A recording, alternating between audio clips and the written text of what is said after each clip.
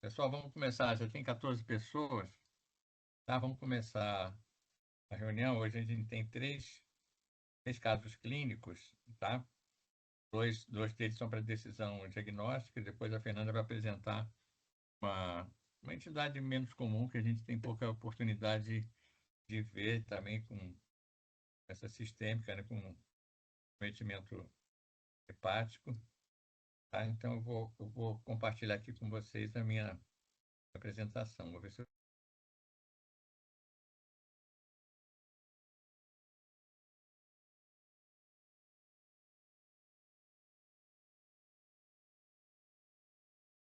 apareceu aí.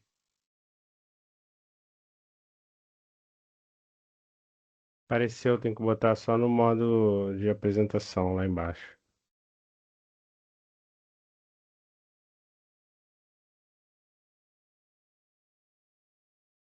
Bom, então é o seguinte, essa paciente me procurou. Na verdade, ela é esposa de um médico, ela me procurou, ela tem 34 anos, casada natural de Pádua, no estado do Rio. Ela estava numa investigação de um cisto de ovário, por ressonância, e foi observado eh, dois nódulos hepáticos, tá? Ela fazia uso regular de sertralina e um monte de porcaria, né? Energéticos, como Monster, chá verde, chá de hibisco. Usou durante muitos anos anticoncepcionais, tá? E há 5 anos atrás ela fez um uso episódico durante um ano de oxandrolona. Em 2023 ela tinha feito uma tomografia abdominal sem lesão hepática alguma. Então, isso surgiu entre 23, né, e 25. Ela tem um filho saudável de 5 anos, por parto cesáreo, bebe vinho 3 vezes por semana, não tem história familiar nenhuma importante, tem um peso bom para a altura, um exame físico totalmente normal. O fígado é palpável a 2 centímetros da reborda, mas com características totalmente normais.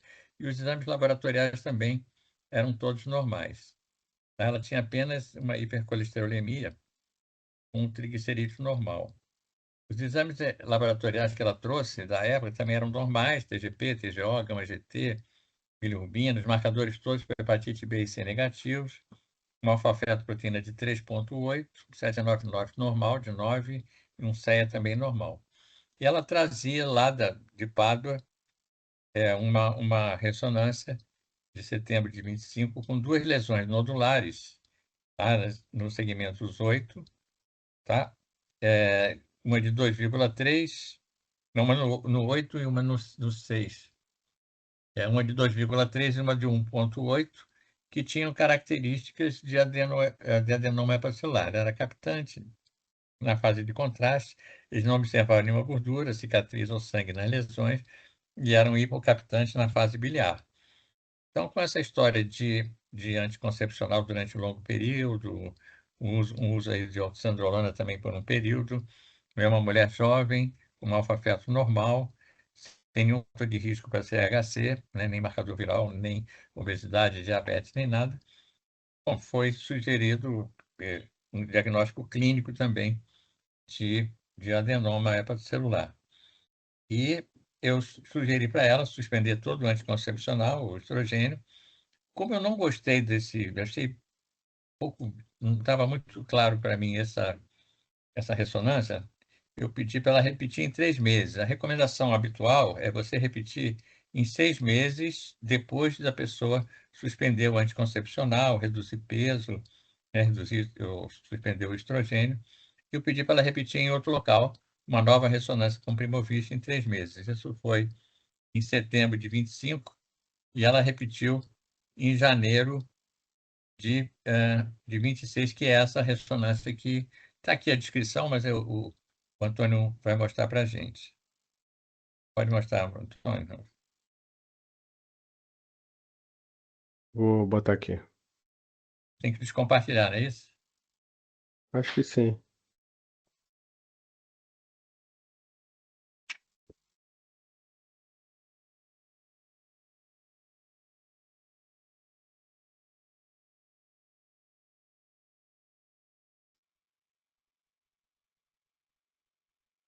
Entendi agora isso aqui. Como é que eu descompartilho isso? Só fechar?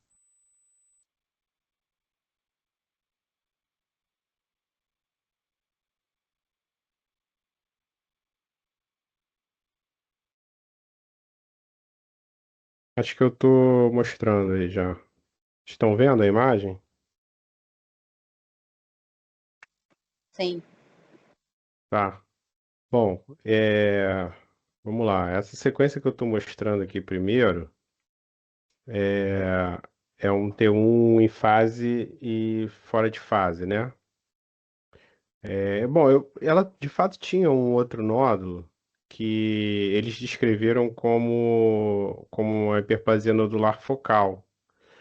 E eu até acho que é, daqui a pouco eu mostro, mas como não é muito a função aqui da sessão, eu vou mostrar esse aqui, que é um que está lá embaixo, segmento 6, que vocês podem até estar com dificuldade de ver, e é normal, porque esses nódulos com origem hepatocelular, eles têm normalmente a intensidade de sinal em praticamente todas as sequências, semelhante à do fígado, né?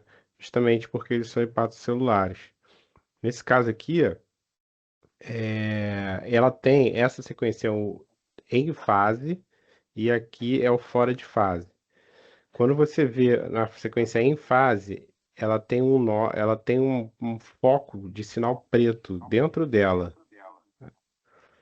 Aqui, ó. E aí, quando você vai para o fora de, pro, pro fora de fase, você não vê esse foco mais. Isso acontece ao contrário quando a gente tem gordura, né? Não sei se vocês vão lembrar, quando tem gordura intralesional, você tem foco de queda de sinal na sequência fora de fase. Aqui, nesse caso, a gente está caindo na sequência em fase. Então, isso não é gordura, você pode confundir, isso não é gordura, né? Essas sequências elas têm uma susceptibilidade para calcificação e sangramento grandes.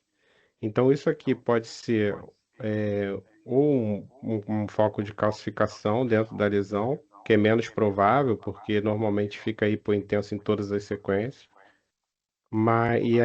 E a outra possibilidade seria um foco de sangramento dentro dela, né? Essa é uma questão que eu achei interessante nessa sequência dentro e fora de fase. Quando a gente vai para o T2, de novo, você quase não vê a lesão, que é isso tudo aqui, mas dentro dela tem um foco de hipossinal na ponderação T2. O que, de novo, poderia ser calcificação ou sangramento, né? A calcificação, normalmente, a gente vê mais hipo, né? Em todas as sequências. Na sequência pré-contraste, que é essa aqui, no T1, né, com FAT7 pré-contraste, a gente, de novo, é uma lesão que, se a pessoa estiver vendo de uma forma não prestando muita atenção, né, pode até passar, mas você vê que aqui tem uma imagem, ai, uma imagem heterogênea com os focos de sinal hiperintenso de permeio.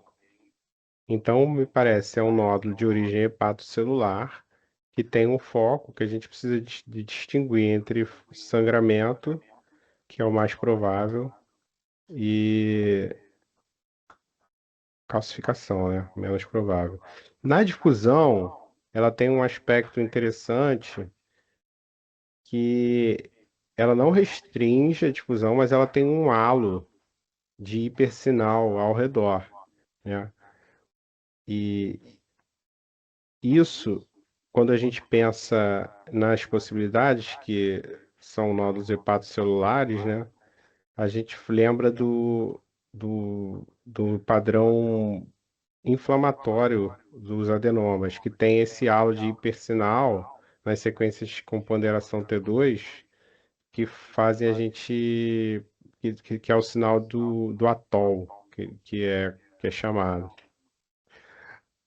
E, assim, para encerrar, na fase pós-contraste, normalmente os adenomas eles são hipercaptantes, né, na fase arterial. Nesse caso, eu nem achei ele com tanta captação evidente na, na fase arterial, não. Eu achei mais ele é, hipocaptante na fase hepatobiliar, né? Deixa eu botar aqui. Ó, essa aqui é uma fase arterial. Você não vê ele acendendo muito, né? E os adenomas, às vezes, eles são assim mesmo, né? Porque às vezes, eles têm uma heterogeneidade, né? A gente sabe que tem aqueles tipos, tem diferentes tipos de adenoma, adenoma esteatótico, adenoma beta-catenina, o adenoma inflamatório, cada um deles, às vezes, exibem aspectos diferentes. Estou procurando a fase hepatobiliar aqui, para te ver que aí na fase do hepatobiliar a gente vê bem o nódulo. Só um minutinho. Acho que é essa aqui. Ó, a fase hepatobiliar, né, com contraste na via biliar. Ali o nódulo hiporretentor do contraste na fase hepatobiliar, que diferencia lesões, por exemplo, o hiperplasia nodular focal do adenoma, né? Bom, acho que é isso. É um nódulo com sinal ISO ou parênquima, né? De provável origem hepatocelular, hiporretentor do contraste na fase hepatobiliar, com um foquinho de sangramento dentro dele. Então, estão me ouvindo? Eu entrei e saí. Está me ouvindo? Então, estamos ouvindo. Ah. Então, o que que acontece? Essa paciente, então ela ficou com o diagnóstico, eu vou compartilhar de novo.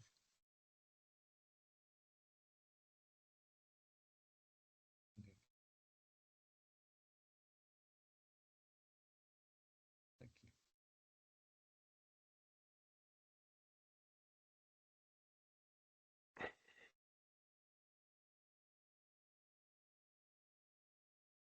Ela ficou com esse ela tem outra coisa interessante, que ela tem essa vesícula biliar pouco distendida, também um pouco heterogênea, com hipersinal em T1, num nível sugerindo lama ou estato biliar.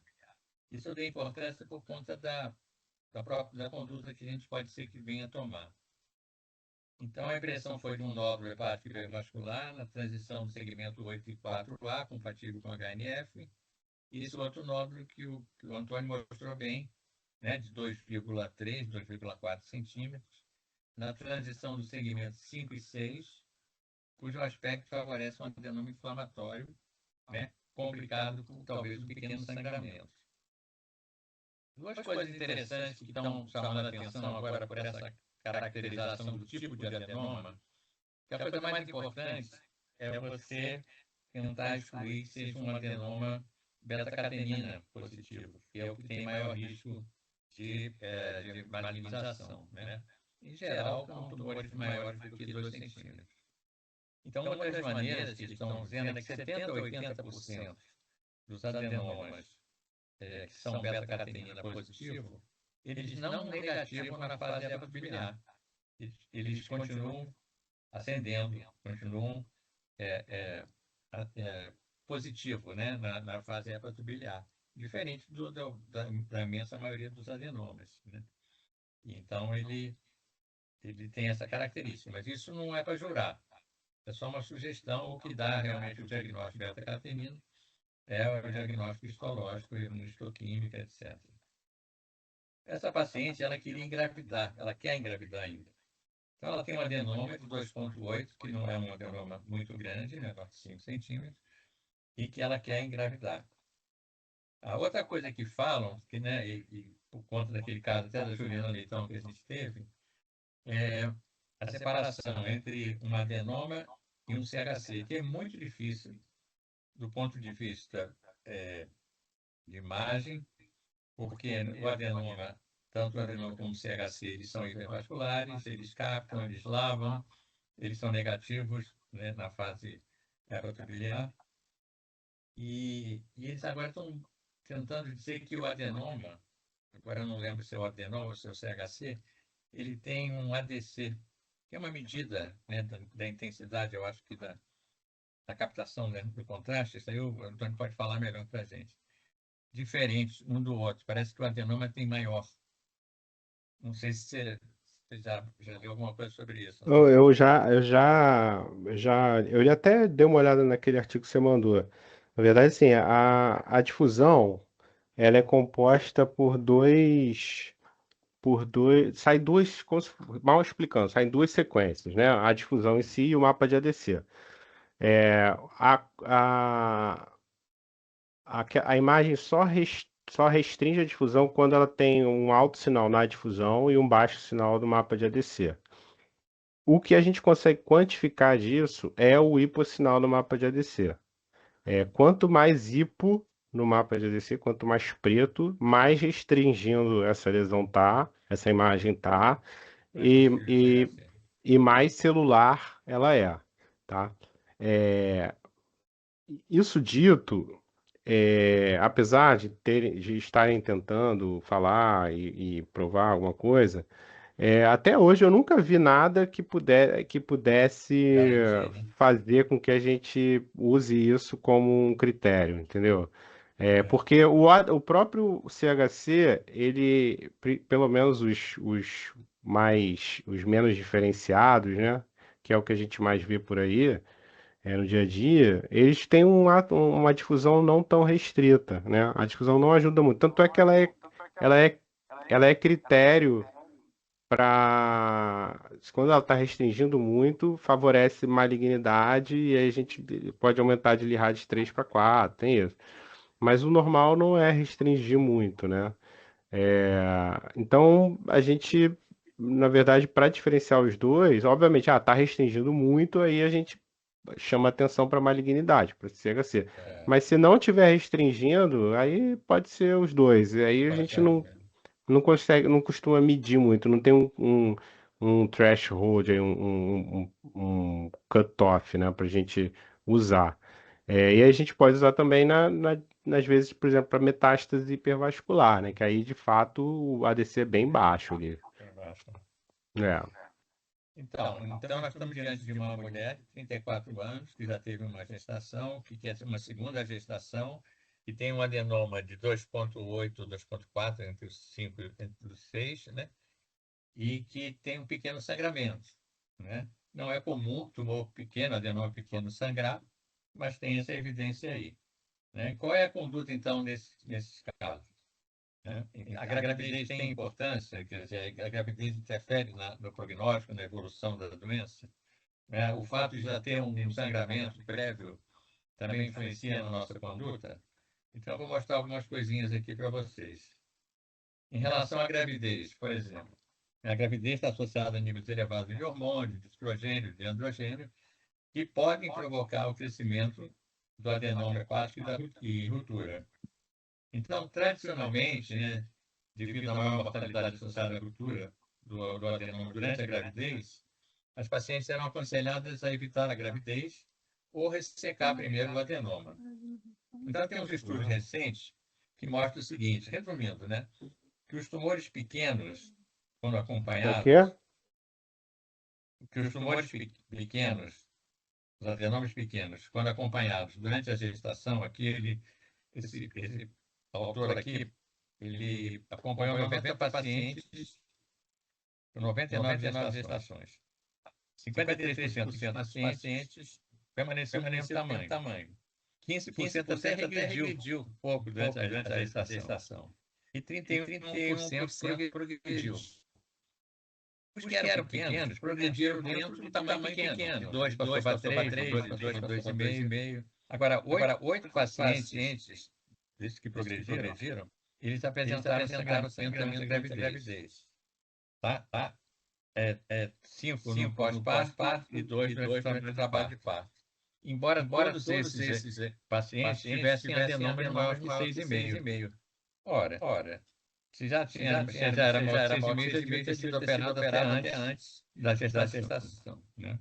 Então, os adenomas pequenos e assintomáticos, sem característica de alto risco, qual seria o alto risco? Então, Henrique, licença, Gabriela. Acho que está com muito eco, está difícil de né? ver. Eu não sei se tem alguma coisa mais aberta aí ou só um microfone seu. Não sei o que é. Eu vou tentar ver aqui. Não estou com o celular. Melhorou? Continua reverberando, né? Não, tá ruim ainda, Henrique.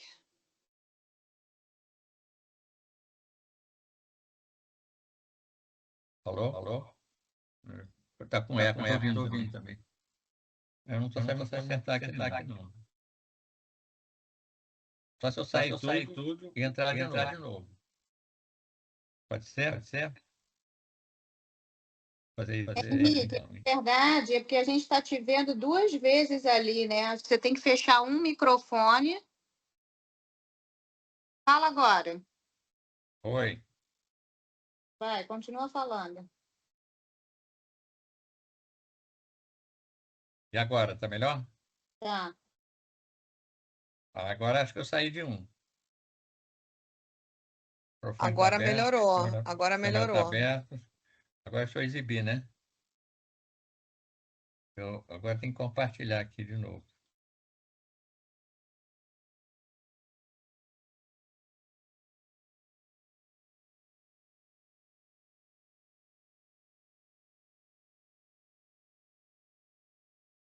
Abriu aí? Sim. Só botar agora no...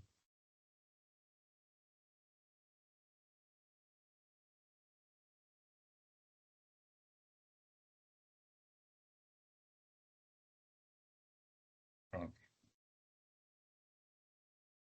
Então, olha só, essa revisão mostrou isso. Então, que os tumores pequenos, né, que a evolução não era como todo mundo esperava, né, que todos eles crescessem. Na verdade, 53% ficou do mesmo tamanho, 15% regrediu, até estranho, né, e 30% progrediu, né.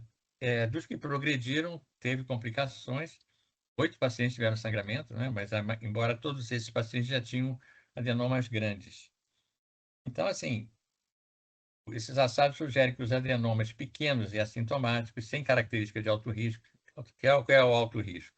Tamanho maior que 5 centímetros ou sangramento prévio, tá? Não deve levar à necessidade de ressecção cirúrgica antes da gravidez. Essa paciente, apesar de ter um adenoma pequeno, tá? Ela tem um pequeno sangramento, né? Então, uma possibilidade seria, já que ela quer engravidar, seria ressecar. Ela tem também doença da vesícula, fazia colestectomia e ressecava, né? Eu não sei se é fácil de ressecar ou não é fácil de ressecar nessa posição aí entre os 5 e os 6, né? Tem algum cirurgião aí que possa dar uma opinião? Já vi que está aí. Oi, Henrique, desculpa o atraso, entrei agora. Oi, Eu não beleza. vi a imagem, mas você está falando que entre os 5 e 6 Entre os 5 é e uma 6, posição bem favorável para ressecação, para a gente ressecar. Então ela pode partir para isso, fazer a ressecção e tal. Eu pensando na possibilidade também, que hoje está se discutindo da adenoma hepático, tem alguns estudos tratando adenomas pequenos, tá? Menores que 3 centímetros, com um resultado bem razoável, eficácia de 88% em média, tá? Dizendo que a ablação térmica é segura e eficaz para os adenomas menores que 3 centímetros, como também para o hepatocarcinoma, né? Ele funciona quando são tumores pequenos. Agora, como a maioria é menor que 3, a gente não trata, a gente acompanha, tenta diminuir ele, a experiência com a ablação é muito pequena. Mas numa situação onde a gente não pudesse operar, né, ou a paciente não quisesse operar, né, operar é sempre bom porque a gente acaba sabendo também o tipo de adenoma que é. A gente vai ter histopatologia, né? Quando você faz a ablação, você não tem. Mas, de qualquer maneira, seria uma coisa possível fazer o adenoma, fazer a ablação do adenoma. E aqui é a conduta habitual, né, do que se faz para o adenoma. Né? Então, as decisões dependem do sexo. Né? No sexo masculino, a gente tem uma tendência mais a operar, principalmente dos adenomas que são ligados ao anabolizantes, porque eles são muito beta-catenina positivo. O tamanho, quando ele é maior que 5, ele tem maior risco de sangrar e de malignizar. E o modelo de progressão.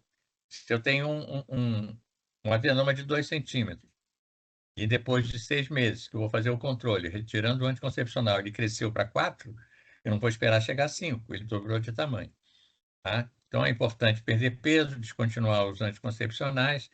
Né? A ressecção, ela é independente do tamanho, ela é recomendada em homem, embora eu acho muito generalista, vamos dizer assim, essa recomendação. Eu acho que você pode fazer um curto período de acompanhamento, suspendendo o anabolizante, e ver se ele desaparece, tá? Desde que ele não tenha outros, né, comemorativos, suspeita de CHC, né, o marcador, você pode esperar 3 meses muito bem. Se também não for grande, né, o adenoma. Todos os casos que têm beta-catenina aprovada, mas beta-catenina aprovada é só com biópsia. Então, biópsia não gostam de fazer porque sangra muito, e se você já tiver a peça, você já operou, né? Bom, as mulheres se observa por 6 meses, após mudar o estilo de vida, a ressecção só está indicada se a lesão for maior que 5 e aqueles que continuam a crescer. Né? Depois você reavalia aquelas lesões com menos de centímetros com 1 ano, com uma imagem anual. Tá? Se desaparecer totalmente, não precisa fazer anualmente. Os adenomas que sangram com estabilidade hemodinâmica, você deve fazer uma embolização, né? Porque é mais rápido. E depois, a lesão, se tiver uma lesão viável, residual, a gente faz a ressecção. Tá? Naqueles que já têm uma imagem residual, como essezinho aí, esse pequeno, né?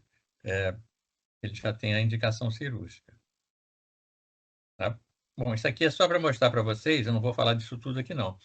São algumas terapias médicas que estão tentando fazer para reduzir o tamanho dos adenomas, tá? Geralmente são, ou você age inibindo algumas citocinas, né, inibidor de JAK2 aqui, por exemplo, alguns bloqueadores de interleucina, é um negócio meio violento, né? Ou você usa medicamentos que têm um metabolismo de carboidratos, né? Os PPARs, né? Os GPL1R, os inibidores de LP1, todos eles podem fazer reduzir o tamanho dos adenomas. Tá? Então, não sei se vocês têm alguma ideia outra, diferente dessa, sobre esse caso, alguma outra conduta diferente, que vocês acham que podia ser diferente. Felipe, quer falar alguma coisa?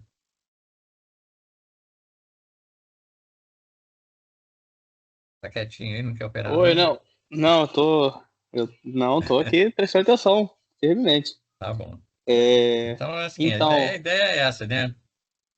Eu tenho uma duas visita, coisas, geralmente essas... Sim, pode falar. duas coisas aqui que eu acho que é interessante falar. Eu não sei se o Stefano está aí, mas uma coisa importante em relação à ablação é que a gente tentou fazer já a ablação para um paciente de adenoma e não conseguimos liberação do convênio. E parece que não tá na DUT. Então, os convênios não liberam. Então, o paciente tem que arcar com todos os custos para fazer a ablação de um adenoma. Tá? Aí, a cirurgia, às vezes, é uma opção por conta de custo, né? Tem que ter é importante ter isso em mente. E outra questão importante, assim, eu voltei de um congresso agora de cirurgia robótica em que eu vi uma palestra muito interessante do pessoal da Itália que está com uma experiência grande em ressecção de adenoma hepático. E eles fazem uma coisa que é super interessante, eu estou com muita vontade de tentar fazer isso para ver se é viável aqui para gente, que é a injeção de verde de indocianina 1 dia antes da cirurgia. Então, ele passa, é mais ou menos a mesma ideia aí do Primovist no fígado, né? Então, assim, ele passa pelos hepatócitos normais, é excretado, e no adenoma ele retém por mais tempo. Então, quando a gente entra na cirurgia e faz o Firefly, que é a visão aquela visão que fica em preto e branco e só o verde da cianina que brilha, a gente consegue identificar o adenoma até na intimidade do parênquima. Então, tem essa técnica nova aí para facilitar bastante a identificação e ressecção. Interessante. Bom, então a ideia para ela deve procurar agora por esses dias, propor a cirurgia, até porque ela já tem provavelmente microcálculo ali, estase, né? E a gravidez sempre piora a estase biliar, né? Ela pode complicar também durante a gravidez, então antes já prepara ela direitinho para essa gestação. O segundo caso, que é o da dona Nilza, que a gente não tinha, na verdade eu preciso discutir a conduta. O que vocês acham? Pedir para a Gabriela vir. Uma paciente que todo mundo conhece, a dona Nilza. Ela interna várias vezes, todo mundo não pode não lembrar do nome, mas lembra do abdômen dela. Ela tem uma das maiores hérnias gigantes incisionais que já passou ali pelo São Lucas. Uma senhora, deixa eu compartilhar aqui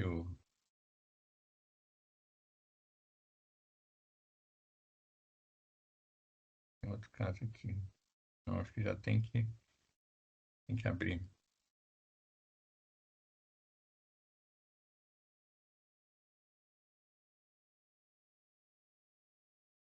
Vê se abriu. Abriu? Professor, eu acho que eu consegui entender o que aconteceu. O portal agora lá do São Lucas que eu uso, ele só está abrindo o exame do CHN.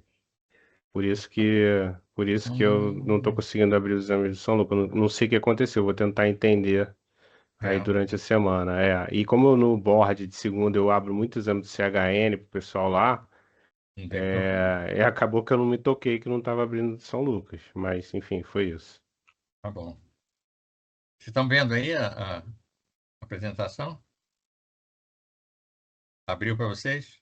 Tá, sim, tô vendo. Abriu. Então, é uma paciente de 73 anos. A história dela também é interessante. Ela é uma comerciante natural da Bahia. A primeira consulta foi em janeiro de 23.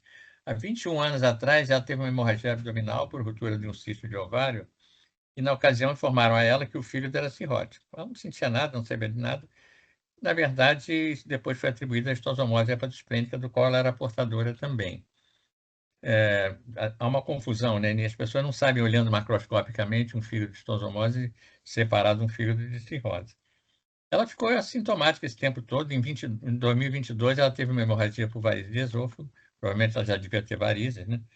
E fez um tratamento com ligadura elástica. Tinha uma sobrepeso há muitos anos, é diabética desde 2018, é metabólica, tem hipercolesterolemia, tem uma bronquite asmatiforme, e a DPOC, ela não respira, ela sopra, o tempo todo está soprando, assim. A gente olha para ela, ela é meio cianótica, quando a gente faz a saturação não está tão ruim assim. Mas ela vinha em uso do Victorin, que é a civastatina com ezetimibe, né, cortaridona, ferro e o Xigdu, que é uma gliptina, né, é a dapaglifosina com metformina.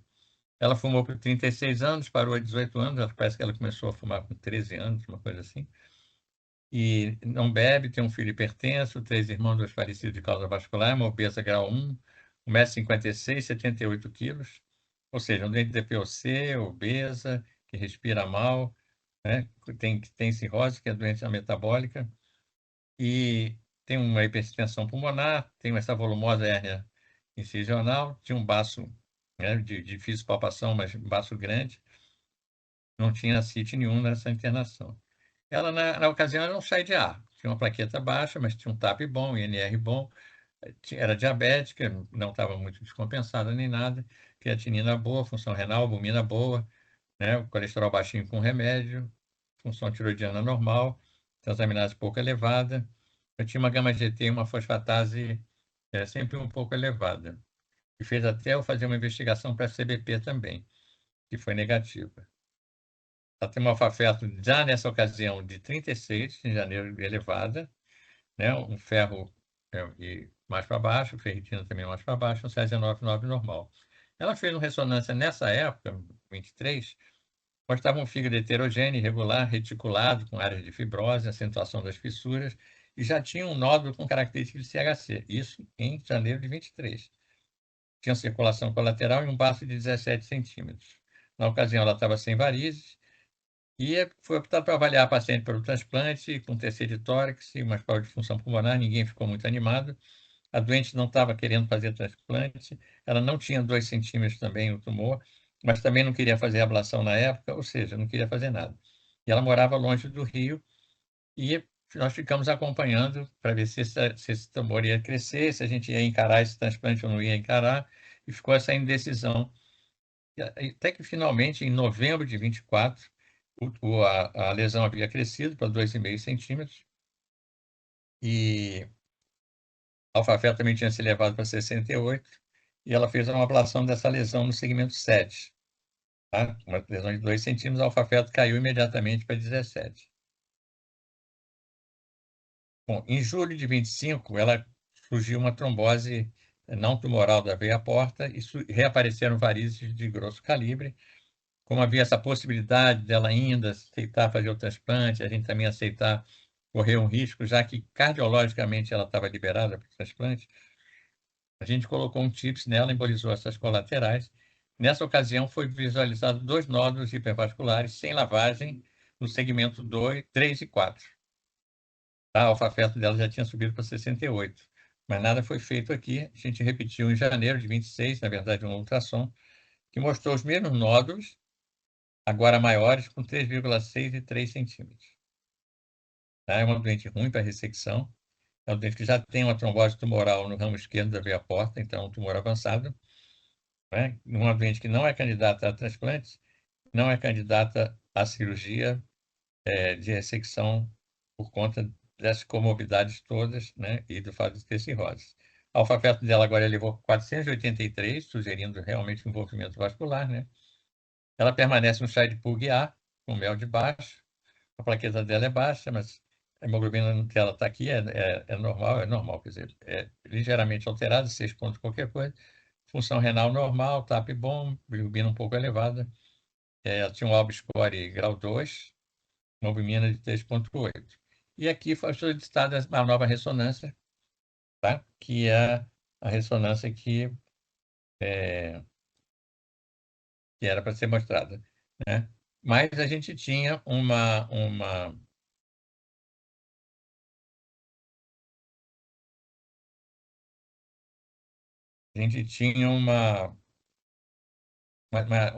descrição, né, desses nódulos, e o Antônio também viu comigo, né? Não sei se ele lembra exatamente da descrição, mas eram nódulos, tinha 2 nódulos, não é isso?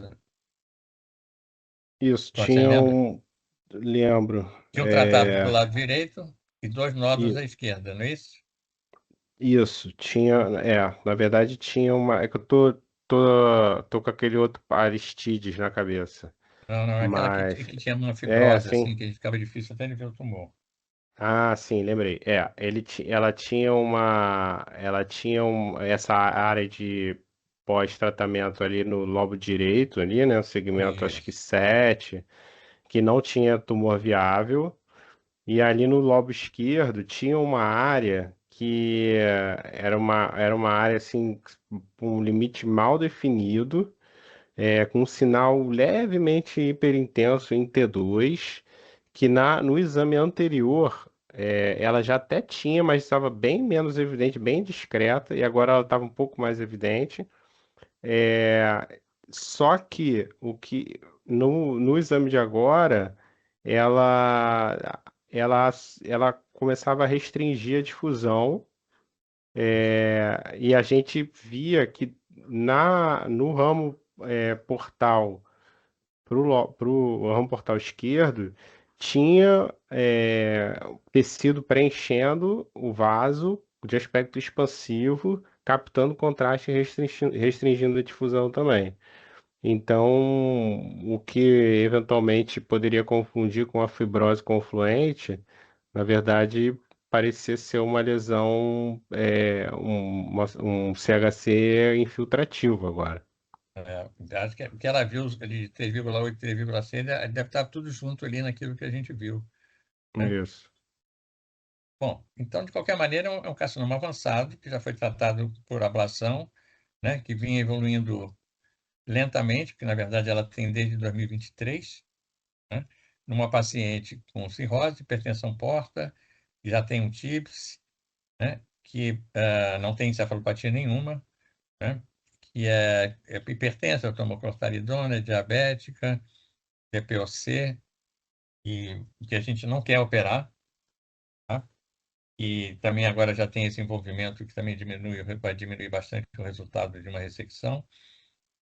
E também não é uma doente boa para transplante, de jeito nenhum. Na barriga dela, várias pessoas já negaram fogo aí de operar aquela hérnia antes de ter essas complicações todas que ela tem hoje. E então, o que eu fiquei pensando, né? Então, assim, hoje, um tumor avançado, né, a opção, já com envolvimento vascular, não tem aparentemente metástase extrahepática, mas ainda precisava fazer algumas atualizações dela, seria a imunoterapia, né? E o que hoje a literatura está, assim, 2025, 2026, está abundante os estudos com imunoterapia associada a um procedimento ablativo, tá? E esse procedimento ablativo pode ser TACE, tem estudo com TACE, tem estudo com radioterapia e tem estudo com radioembolização, tá? O TACE, com doente com trombose, né, e com tumor grandes, ele provoca muita descompensação, né? Provoca muita descompensação. E eu fiz assim uma pequena revisão, são muitos trabalhos sobre radioterapia, e é uma coisa que a gente deixa muito de lado. A imunoterapia é indiscutível, tá? Os trabalhos, a maioria, são com atezolizumab, associado a um procedimento ablativo, né? E tem esse trabalho aqui, é um trabalho bem recente, de 2026, do Liver International, que é uma revista excelente, onde fizeram um tratamento com radioterapia, né? Usando como booster, né? Associado a atezolizumab com bevacizumab, comparando com a tese beva só.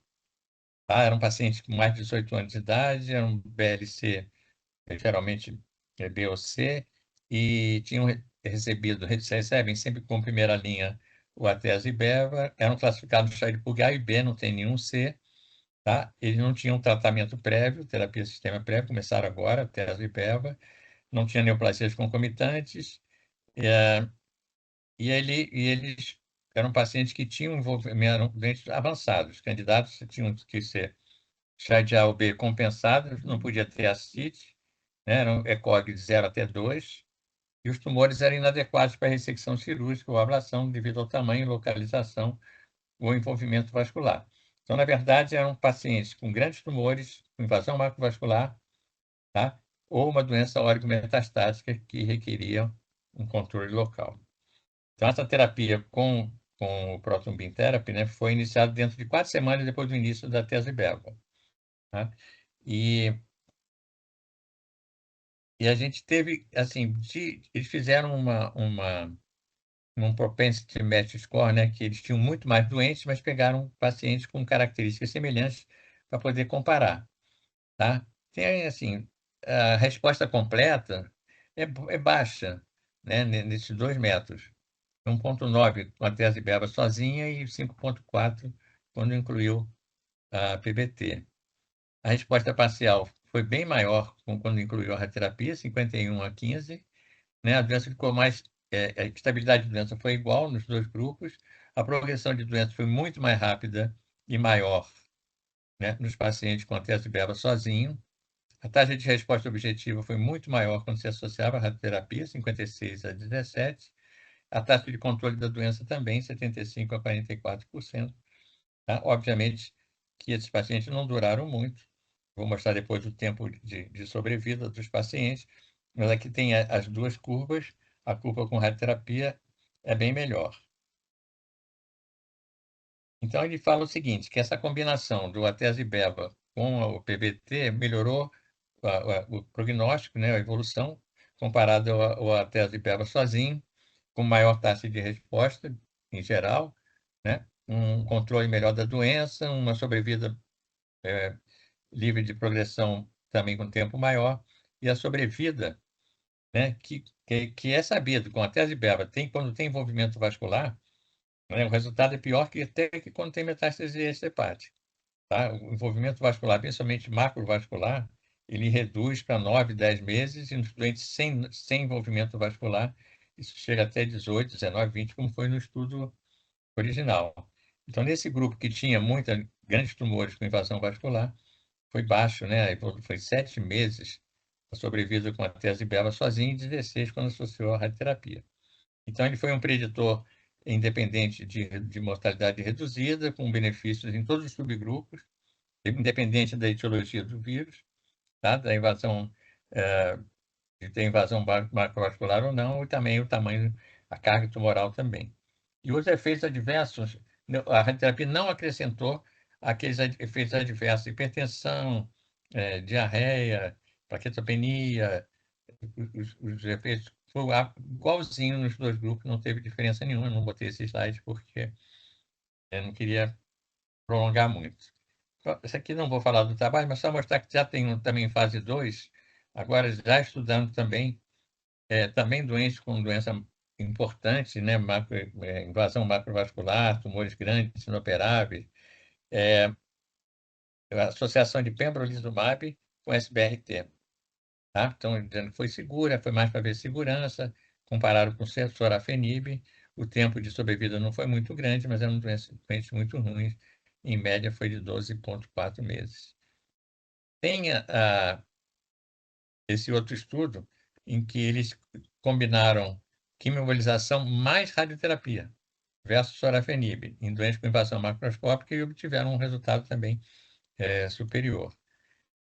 E aqui, mais próximo do que a gente poderia fazer, né, que é um estudo de vida real, sempre chinês, os chineses parecem ter uma facilidade de usar essas imunoterapias, assim, que usam em quantidades assim, absurdas, e desde 2021, 2022, eles compararam a SBRT com o sintilimab, que é a imunoterapia que eles usam lá, com o bevacizumab, tá? E compararam com sim e beva sozinho. E eles observaram a mesma coisa, que haveria sempre uma resposta melhor quando você fazia a sobrevida de 18,9 versus 9 meses quando usava a imunoterapia sozinha. Tá? Então, sempre mostrando que poderia ter um resultado melhor. Né? Por último, também, o paciente irressecável, eles fizeram entre março também um trabalho, esse já não foi um chinês, foi um multicêntrico, entre março de 2020 e 2023, pacientes com estado de A ou B, um ECOG bom, um volume de fígado normal, né? Eles usaram doses fracionadas, geralmente eles usam 50 grays ou 45 grays em 10 doses, em doses fracionadas, e avaliaram os resultados, né? Comparando, nesse caso, aliás, foi sem comparação, fizeram em 30 pacientes, 16 eram chá de PUG A, 14 eram chá de PUG B, você vê, 60% dos doentes tinham doença do tronco da veia porta, BP4, que é o tronco da veia porta. Eles usaram 30 a 50 grays em 5 a 6 frações. A média do tumor era 6,1 e a média de follow-up foi 15 meses. A taxa de resposta foi de 83%, quer dizer, resposta completa. Não completa, mas parcial, mas estabilidade de doença. E a sobrevida média foi de 13 meses, com a sobrevida livre de progressão de 10 meses. Então, entre 13 e 18 meses, esses vários estudos, né, mostrando que é uma doente com um prognóstico ruim. Né? Mas se a gente conseguir esse tipo de controle local, né, 18 meses de sobrevida, 18 meses muda muita coisa, né? Às vezes até aparece alguma coisa nova melhor. Tá? E aí eu convidei a Gabriela exatamente para ela convidar se ela tem alguma outra ideia a respeito desse tratamento, porque eles acham que quando você faz a radioterapia, quando você faz a radioembolização, você expõe, né, mais antígenos tumorais e o efeito da imunoterapia ela melhora. E como mostra aqui, né, diversos estudos usando vários procedimentos diferentes, mostrando uma sobrevida melhor, uma taxa de resposta também melhor. Gabriela? Oi, tô É aqui. você. Bom, vamos lá. só para perguntar algumas coisas do caso, e aí a gente entra aí, que eu acho que você já deu vários exemplos aí de tratamento local com imunoterapia. Essa paciente, você fez exame do corpo todo dela? A gente sabe que ela não tem doença à distância, ela tem doença só no fígado? Não, ela tem uma tomografia de novembro, do tórax de novembro do ano passado. Aparentemente é isso, ela não tem cintilografia óssea, tá, nem PET scan. Tá, eu acho, se não for um convênio ruim que vai encrencar, eu acho que podia fazer um PET que ele é bom para doença à distância, só para a gente ter certeza e a gente não dar procedimento local aí sem justificativa, né? É o Porque Bradesco dela. não, acho que não tem problema, não. A gente pode solicitar. E se tiver, de fato, tratamento sistêmico isolado, né? Mas você pintou toda uma paciente com muita comorbidade, né? Então, Não, bem ruimzinha. Então, quem conhece não se anima. tudo que a gente tem, não, eu sem conhecer, só pela tua descrição, eu me animaria com tratamento local exclusivo se eu não tiver doença à distância, tá? Lógico que a gente não está vendo essa imagem, como a gente não conseguiu ver, mas depois eu posso estudar com o Mucilo, o quão infiltrativo e qual é o tamanho. Eu entendi que tem aquela tratada e tem essa outra que o Mucilo falou que ela deve ser infiltrativa, né? Deve pegar uns 7, 8 centímetros ali no lado esquerdo. Tá. Assim. E tamanho não é o problema. Agora, o que eu vi muito na Ásia, eu não sei porque eu sempre bati nesse martelo, e quando eu cheguei lá, eu falei, de fato, a gente tem algo tão barato e que o convênio nunca glosa ou nega, que é a radioterapia. E eu vi 15 centímetros sendo tratado, 16 centímetros, 10 centímetros e etc., com respostas sensacionais, tá? E normalmente eles faziam combinado com imunoterapia, e o paciente liquidava a doença, e em 6 meses eles paravam a imunoterapia e tinha paciente lá de longa data sendo acompanhado, tá? Essa é uma paciente que tem 3 anos de doença, eu não acho que é uma doença extremamente agressiva. Pelo que você falou aqui, que eu peguei, ela faz um determinado tratamento. O primeiro tratamento, acho que 1 Um ano ano. e pouco depois de ficar observando. Isso aí. Então, não acho que é uma doença, ela pode, com tanta comorbidade assim, acho até que ela morre de outra coisa, tá? E aí, depois, ela progride, ou ela aparece com progressão, aí não sei se ela estava acompanhando direitinho, 1 ano e pouco depois também. Então, não me parece uma doença assim. Muito agressiva. Isso aí, e de prognóstico horroroso, né?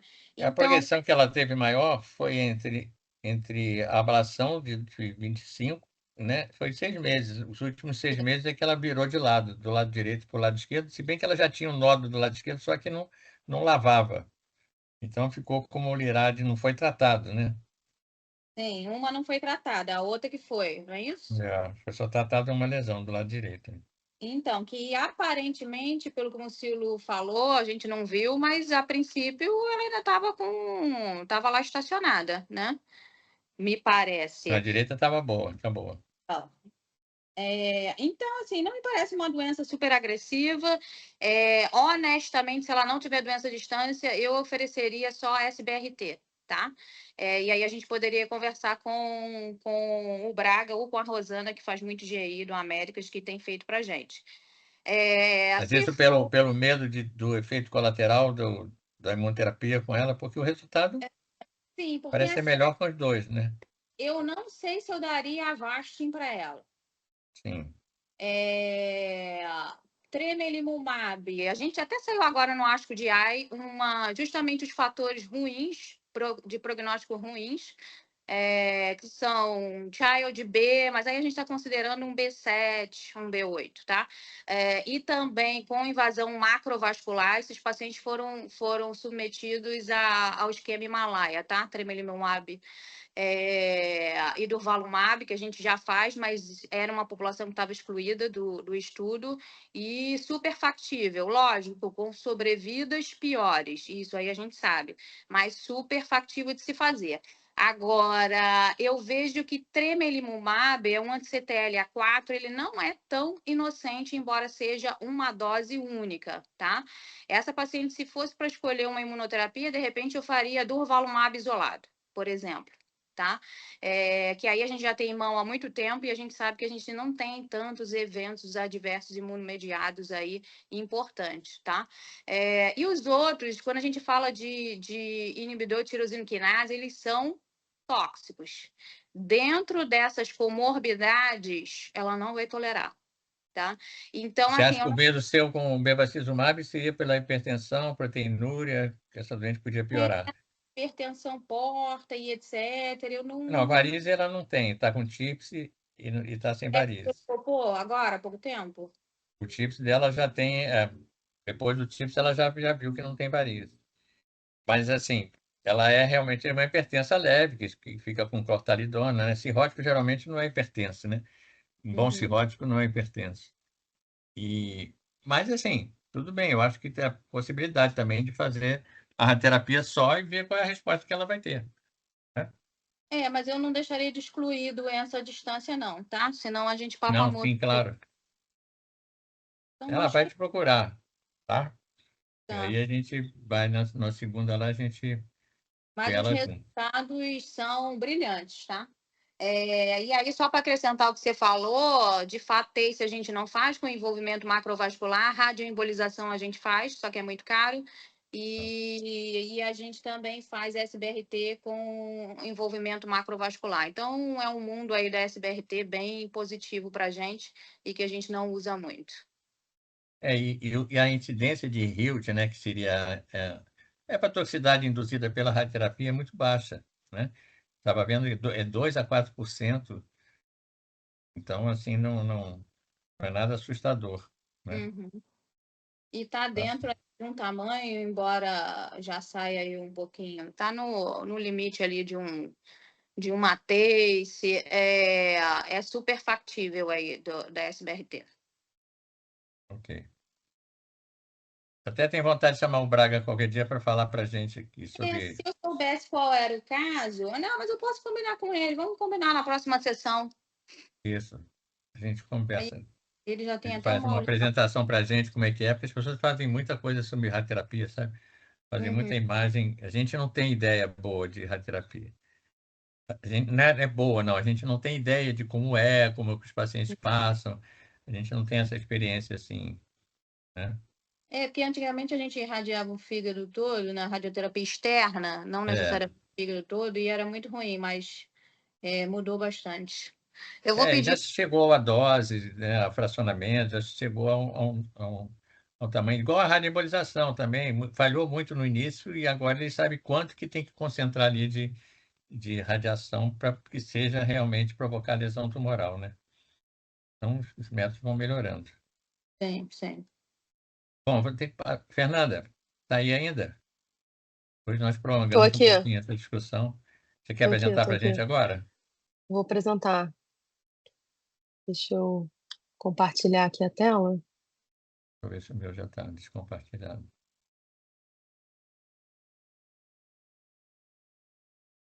Foi.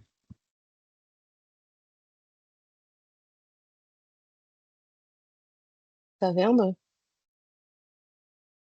Só você botar grande. Isso, agora. Bom, então vou fechar essa sessão com um tema que é um pouco complexo, né? Mas que é importante aí todo hepatologista ter noção, ter ouvido falar alguma vez, porque com frequência a gente é chamado para responder um parecer pelos hematologistas. Então, eu vou fazer um resumo, né, de um caso que a gente foi chamado para dar um parecer de um paciente de sexo masculino, 16 anos, com histórico médico complexo, que inclui um diagnóstico de epidermólise bolhosa desde o nascimento e um diagnóstico de leucemia aguda mais recente. Ele já foi submetido a 2 transplantes de medula óssea, um em 2017, que foi um transplante experimental, foi feito nos Estados Unidos para tentar melhorar essa doença da epidermólise, e um em dezembro do ano passado por conta dessa leucemia aguda. A evolução desse transplante de dezembro, ela foi bem complicada. Ele fez uma doença veno-oclusiva hepática aguda, foi para o CTI com ascite, derrame pleural, nasarca, fez uma sepse grave com necessidade de hemodiálise e, a seguir, fez uma doença do enxerto contra o hospedeiro em pele e tubo digestivo confirmada por biópsia intestinal. É um paciente que é extremamente desnutrido e, até o momento, é dependente de nutrição parenteral total. Ele evoluiu, né, nesse contexto com uma colestase, conforme os exames abaixo, e a gente vai discutir um pouquinho como conduzir esse caso. Ele tem uma bilirrubina total bastante elevada no dia 18 de fevereiro, quando a gente é chamado, uma bilirrubina de 27, uma gama-GT de 1.550, fosfatase 2.500, uma TGO de 360, TGP de 570, albumina 2,3, lembrando que é um paciente desnutrido, um INR normal de 1,22, então ele tem uma coagulação aí preservada, e plaquetas abaixo de 50 mil, né, plaquetas de 38 mil.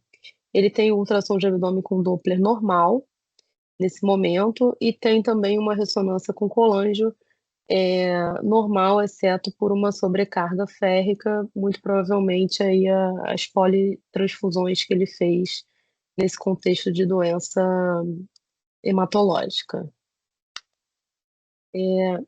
Bom, então eu vou fazer uma breve revisão da investigação dessa colestase pós-transplante de medula óssea, né, que a gente considera um desafio diagnóstico. A incidência geral varia de 5% a 13%, lembrando que na população pediátrica, que esse paciente se inclui, né, tem uma incidência maior, de 20% a 60%, e principalmente em pacientes que já têm comorbidades. A colestase e a icterícia, elas são frequentes, tá? Após o transplante de células-tronco, com impacto significativo na mortalidade. E o desafio diagnóstico se impõe porque múltiplas etiologias podem coexistir, e o diagnóstico diferencial acaba se tornando complexo devido à sobreposição de sintomas e também de etiologias. Esse slide tentou resumir algumas principais causas da colestase pós-transplante. Então, a primeira causa que ele cita é a doença enxerto hospedeiro no fígado, tá? Que pode ser aguda ou crônica. A segunda causa é a doença veno-oclusiva, né? Antigamente também conhecida como síndrome de obstrução sinusoidal. A terceira inclui toxicidade por drogas. Esses pacientes são muito expostos, né, a antibióticos, antifúngicos, imunossupressores, então fica muito complexo a gente excluir, né, quimioterápicos, excluir a toxicidade como causa da colestase, a própria nutrição parenteral, né, que pode estar associada à colestase, principalmente se prolongada, a sepse, e infecções oportunistas, porque são pacientes extremamente imunodeprimidos, que podem fazer reativações virais de citomegalovírus, Epstein-Barr, adenovírus e até mesmo infecções fúngicas. E a última ele cita como se o paciente já tivesse uma doença hepática crônica prévia, né, de longo prazo, que pode estar agudizando aí nesse contexto, ou uma doença metabólica, não falou aqui, mas uma doença autoimune, ou um fígado já cronificado por quimioterápicos, sobrecarga de ferro transfusional. Então, é um diagnóstico diferencial muito amplo, e mais de uma causa pode coexistir. Não necessariamente esses pacientes têm colestase por uma única etiologia. Esse paciente, ele apresentava um padrão laboratorial dissociado, né? Ele tinha uma dissociação bilirrubina enzimática, que inclusive tem um artigo que cita esse termo colestase dissociada, quando a disfunção ela é maior e excretória da bilirrubina do que em si a necrose hepatocelular e a produção, por exemplo, de fatores de coagulação. Então, esse paciente tinha uma bilirrubina extremamente elevada, com transaminases moderadas, né, e uma função sintética relativamente preservada, um INR de 1,2, uma albumina baixa, mas às custas também de uma desnutrição. Então, isso sugere essa dissociação de uma bilirrubina muito alta, que é um processo mais subagudo ou crônico, principalmente com lesão biliar / vascular, típico de uma doença enxerto hospedeiro crônica ou de uma doença veno-oclusiva já fibrótica ou de uma dílise colestática.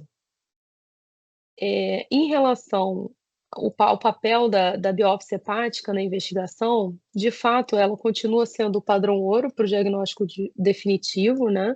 Porque ela vai conseguir diferenciar histopatologicamente todas essas etiologias que a gente citou. Porém, a gente tem algumas limitações técnicas, né? Porque esses pacientes, na maioria das vezes, são discrásicos, têm trombocitopenia, como é o caso do nosso paciente, que tem 38 mil plaquetas, e aí a via transjugular passa a ser a preferencial, tá? E nesse quadrinho ele cita alguns achados mais clássicos de cada etiologia. Outros métodos de investigação complementar, né? A gente pode abrir mão da elastografia hepática, que vai avaliar a rigidez, se o fígado já tem fibrose.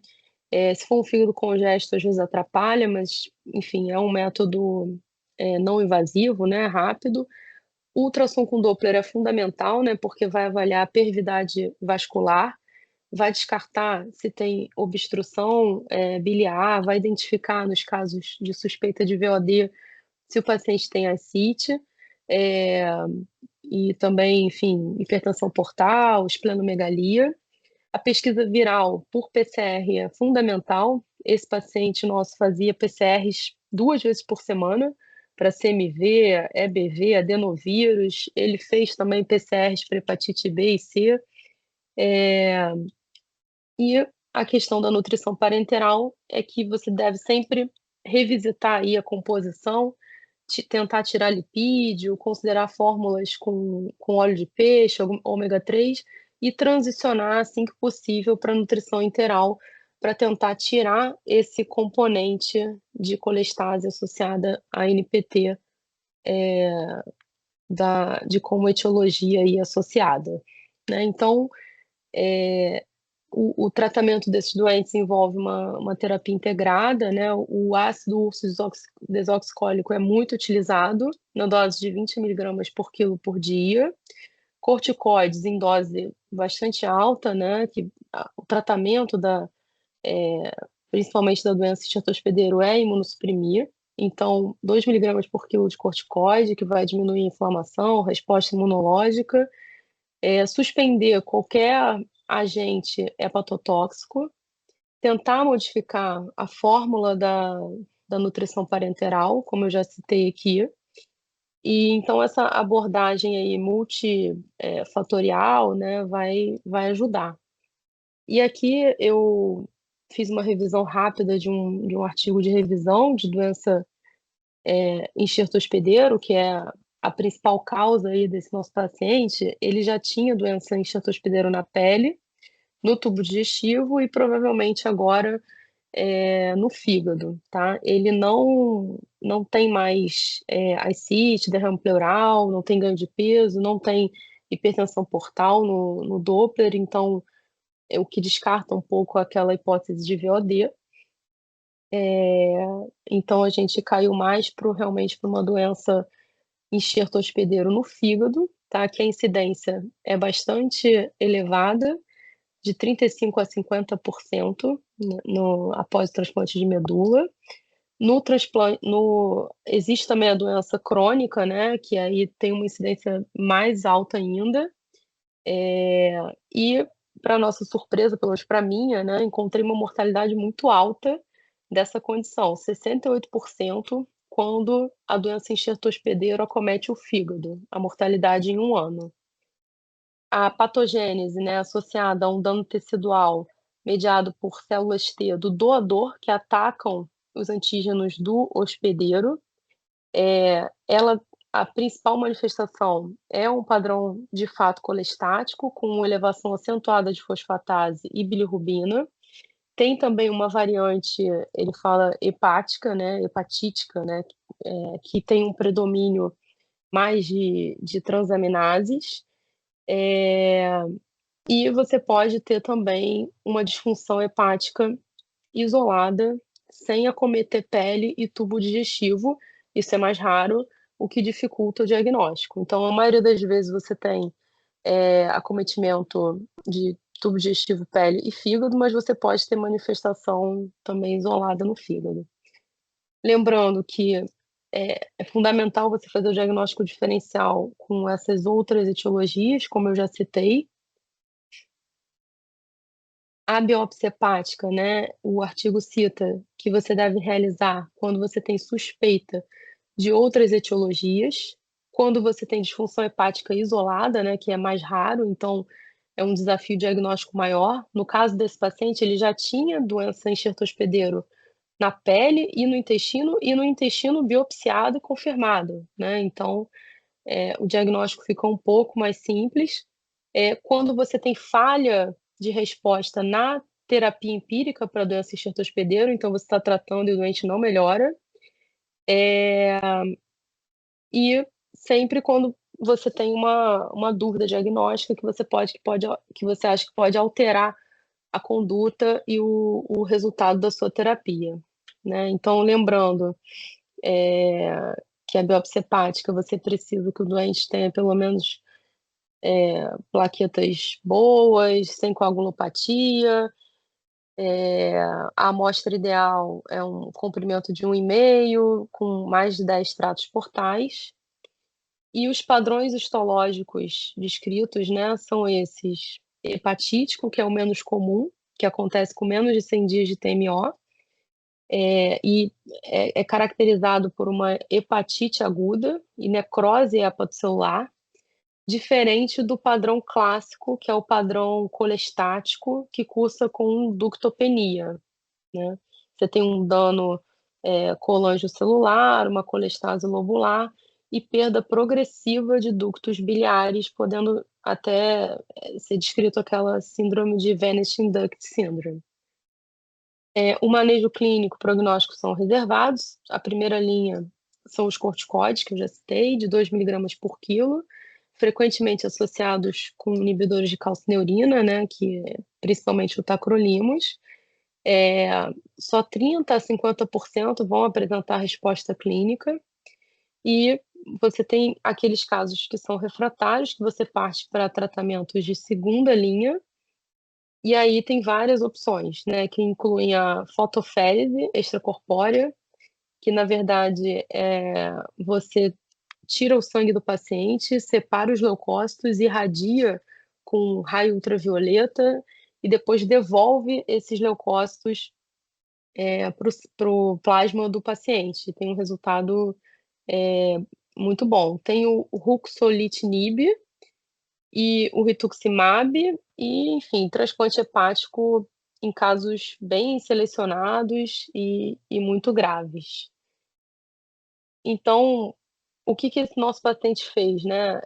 Aqui embaixo eu resumi a estratégia terapêutica, foi simplesmente todas, né? Ele fez corticoide, tacrolimus, ruxolitinib, rituximab e fotoférese extracorpórea. Como é que esse paciente está nesse momento? Agora aqui no dia 5 de março, depois de aproximadamente 15 dias. Ele tem uma bilirrubina que caiu de 27 para 21, uma gama-GT de 1.500 para 1.200, uma fosfatase, eu achei que foi uma queda bem expressiva, né, de 2.500 para 1.100, e TGO de 360 para 130 e TGP de 570 para 305. Hoje foi o primeiro dia sem NPT desse paciente, né? A gente fez questão aí de tentar desmamar o quanto antes essa nutrição parenteral para tirar esse fator confundidor. E ele tem todos os PCRs virais negativos, não tem mais nenhuma droga hepatotóxica dentro do possível, né, sendo administrada. Mas, assim, é isso. Esse é um caso desafiador. Queria ouvir o Henrique aí, se ele tem mais alguma opinião. Então, parabéns, foi ótima a sua apresentação, ótima mesmo. E, assim, a minha experiência é muito pequena, né? Porque eu nunca trabalhei diretamente com transplante de medula, né? O pessoal do INCA tem uma experiência maior, até o João Marcelo, quando trabalhou lá, ele via alguns casos, né? Mais de síndrome de oclusão sinusoidal, que até teoricamente, quando eu acho mais difícil de tratar enxerto versus hospedeiro, porque tem esse acometimento de pele e intestino que é terrível, né? Tem alguns doentes que sangram no intestino, fazem colite, fazem o diabo, e esse de pele também é muito desagradável, né? A síndrome de oclusão sinusoidal, alguns respondem a defibrotide, né? Quando não responde, você pode até pensar, pode botar um TIPS até para aliviar a ascite, a hipertensão portal. Esses doentes até vão bem e pode fazer a questão do transplante.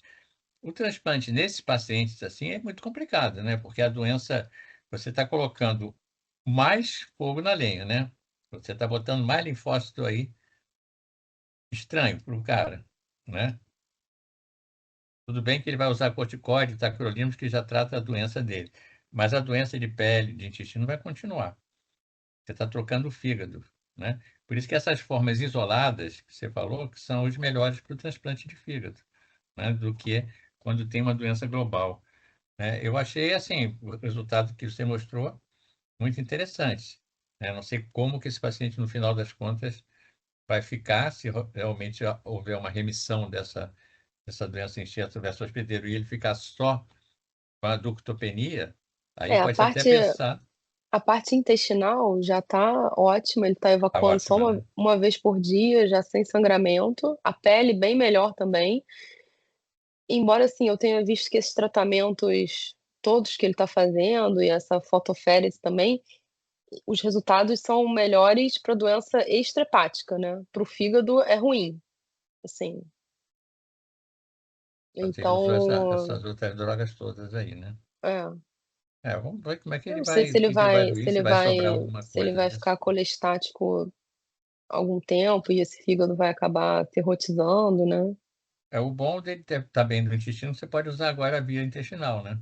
Então hoje foi o primeiro dia sem É, nutrição parenteral, né? mas é muito interessante. E assim, e claramente a doença dele era mais enxerto versus hospedeiro mesmo, predominava muito mais a colestase do que porque a síndrome de oclusão sinusoidal é uma congestão. O fígado fica crescido, você tem ascite, ganho de peso, né? E por isso é que o TIPS funciona para esses pacientes também, porque você alivia essa questão, melhora a questão nutricional, né? E cursa com insuficiência hepática, entendeu? E, e a enxerto hospedeira é muito mais colestática e ductopênica, né? Que a outra. Mas, assim, é difícil mesmo, né? Um dente muito difícil. O dente já chegou super sofrido, tratado aí com várias coisas, né? Então, parabéns aí pela condução também do caso, que vocês estão conseguindo um resultado, assim, interessante, né? Para ele, por enquanto, né? Bom, Fernanda, tá Oi, escutando? Oi. tô. Não, você leu alguma coisa nesse artigo? O que que pode propiciar, o que que pode aumentar a incidência dessa doença enxerto versus hospedeiro? Porque a mãe comentou que a hematologista disse que como ela usou muito, foi uma transfusão muito maciça para pegar e para eliminar a leucemia, que isso causaria uma chance maior de ter doença enxerto versus hospedeiro. Você leu alguma coisa disso? O que que aumenta a incidência da... Não, então, esse o artigo HLA cita é uma das coisas, né? ele fala Compatibilidade, nossa senhora. população pediátrica, comorbidades e compatibilidade. Mas ele não Não fala bota esse negócio, detalhes né? hematológicos aí, entendeu? Mas eu sei que, assim, ele para até ele fazer o transplante de medula, foram 5 a 6 meses de preparação com quimioterápico. Foi assim, foi um pré difícil. Uhum. É. Então E não a gente sei tem se tudo para realmente fazer isso pode. dessa vascular sinusoidal, né? Esse E fez monte de tudo, né? quimioterapia que toma, né? Mas foi ótima a apresentação, muito boa, Fê. Bom, Caso difícil. Obrigada. alguém mais quer comentar? Nós já estamos aqui com 1h30 de... Perdão, desculpa. Pode falar. Fiquei só com a dúvida, eu não lembro desse jeito. Você botou o Ursacol também para ele naquela dose alta lá de 20 mg por quilo ou não? Sim. Tá Tá. com Ursacol E também não também. vi. Ele tá com rituximab? Ele fez Ou já. não? Fez já. Já fez. Fazendo rituximab, fica com imunoglobulina para hepatite B também, né? Ou não? Não precisa? Não fez. Mas ele tem PCRs semanais aí negativos, entendeu? Uhum. Tá, não, beleza. E a outra, acho que o outro, segundo transplante de medula óssea, também aumenta o risco de doença enxerto hospedeiro, se não estou enganado. Sim. Sim. Muito bem. Parabéns para a Fernanda, que foi uma apresentação muito boa, uma entidade que a gente não conhece bem, né? Mas que a gente tem que ficar sempre... É o estímulo para a gente estudar, né? Bom, obrigado a todos pela presença, tá bom? E aí, daqui a 15 dias, temos novas apresentações, tá? Obrigado, Antônio, pela participação também, tá? Obrigado, Gabriela, tá? Boa noite para todos aí. Boa noite. Boa Tchau. noite. Beijo, gente. Boa noite. Até logo, gente. Boa noite. Até logo.